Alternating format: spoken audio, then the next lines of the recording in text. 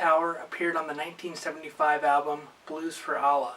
On the album, it was part of a 3-song medley that consisted of Help on the Way, Slipknot, Franklin's Tower. Live, the Dead often both performed it by itself and as part of the suite, and it's been a part of the Dead's repertoire from 1975 on. In this lesson, I'm going to teach you the rhythm guitar part as well as the 3 Jerry solos that are on the album. These solos are a great place to start to learn how to solo over the song's form, plus to gain insight into Jerry's playing. These solos are short, concise, and well phrased, and a great place to begin. Let's start with the rhythm.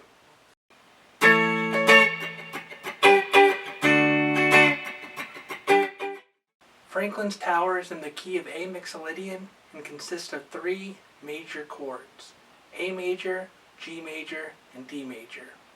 And they're put together like this.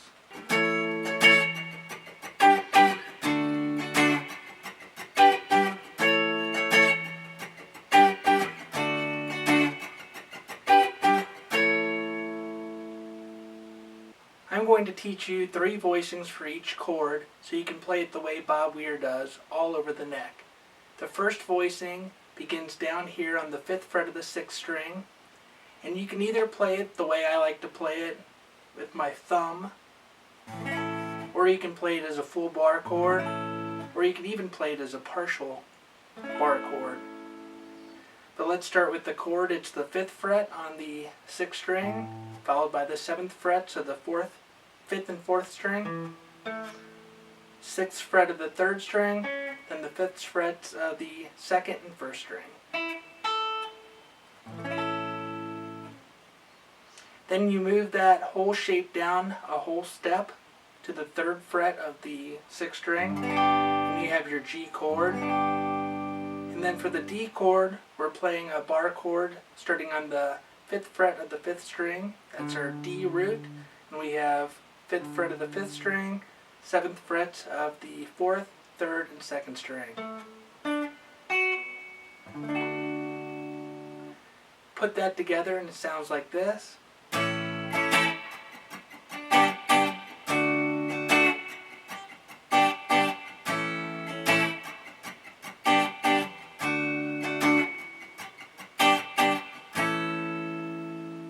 Notice that a key aspect to playing this is to have those muted strings in between the actual chords that are sounding.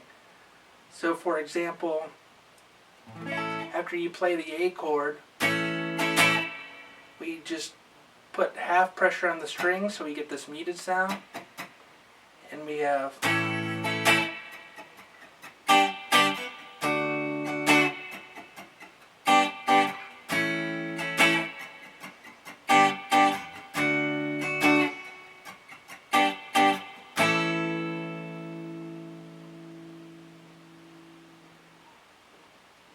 Alright, the second voicing I'm going to teach you it's the same shapes we just played, but on different frets.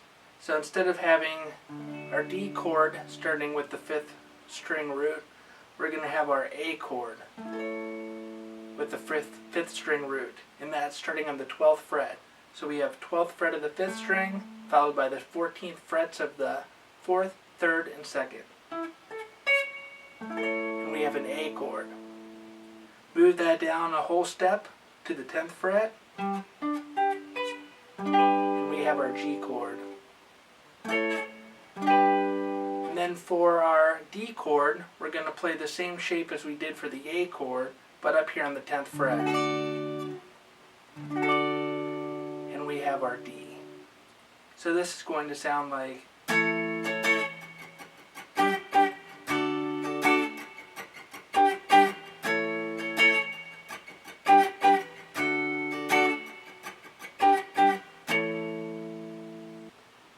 Then the third voicing we're going to be using is one that's less commonly used, but very important if you kind of want to get that Bob Weir sound, because he uses this shape all the time.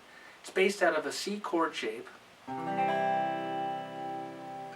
but then using a bar. So we're going to begin up here on the 12th fret of the 5th string. That's our root. Then we have the 11th fret of the 4th string, our 3rd. Then we have the 9th fret of the 3rd string, our 5th. Then our root again, 10th fret of the 2nd string. And then you can also play the 9th fret, again another 3rd on the 1st string. And you can do that full shape. Or you can just kind of play the middle 4 strings. Just kind of depends if you want that 3rd up in the higher voicing.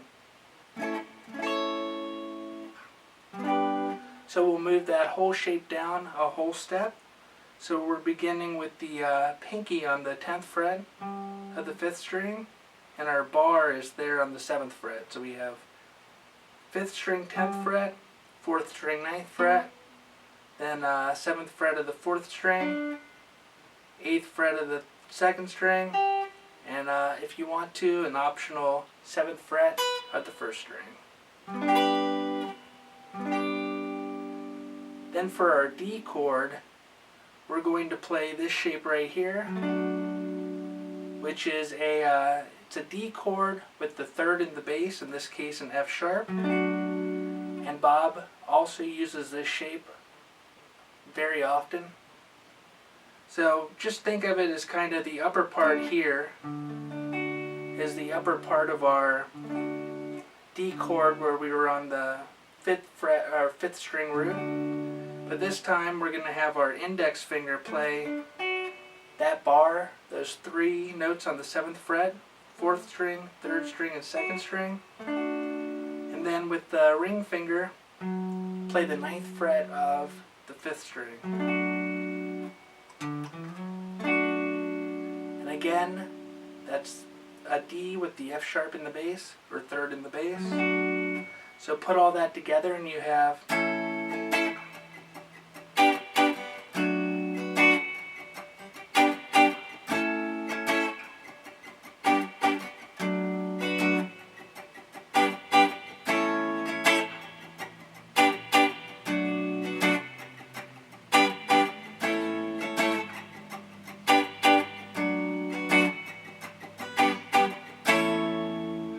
on the album version, during the chorus part, Jerry plays a single note fill. It sounds like this.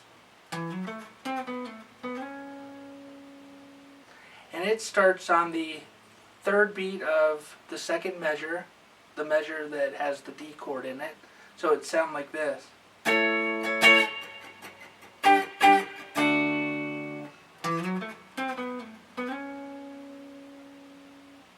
So if you're playing with two guitars, you can choose to just play that single note riff. Or if you're just playing it as the only guitar, or you just want a consummate rhythm part, you can put it all together and it would sound something like this.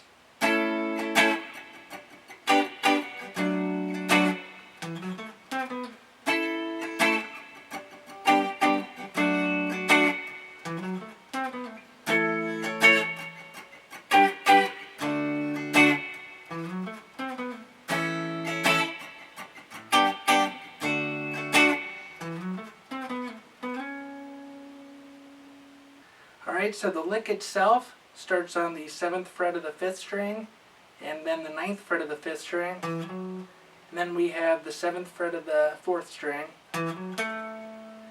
Then we're going to play the 10th fret of the 4th string, followed by the 9th fret, followed by the 7th fret. What's interesting to note here is that Jerry's playing that C natural over the G chord instead of the C sharp. And often, when playing over major chords, even if they're not diatonic, Jerry likes to play the natural 4th over the major chord. So after we play that, then he goes back up to the C sharp, because we're playing over the A chord, and that's the 3rd of the chord. So let's take a look at that together. Alright, let's try playing the song with all 3 voicings. And we'll do each one slowly, and then we'll put it all together.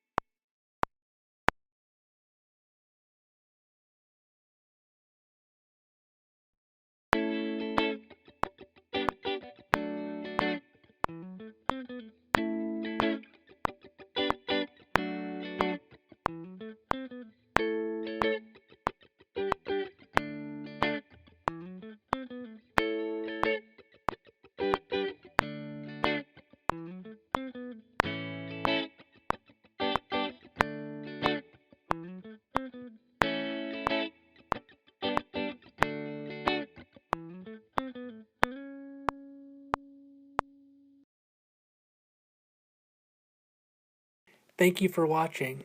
And if you like this video and would like to see more videos like it, please like this video and subscribe to my page. That will help ensure that I can continue to create more free videos like this for you. Until next time.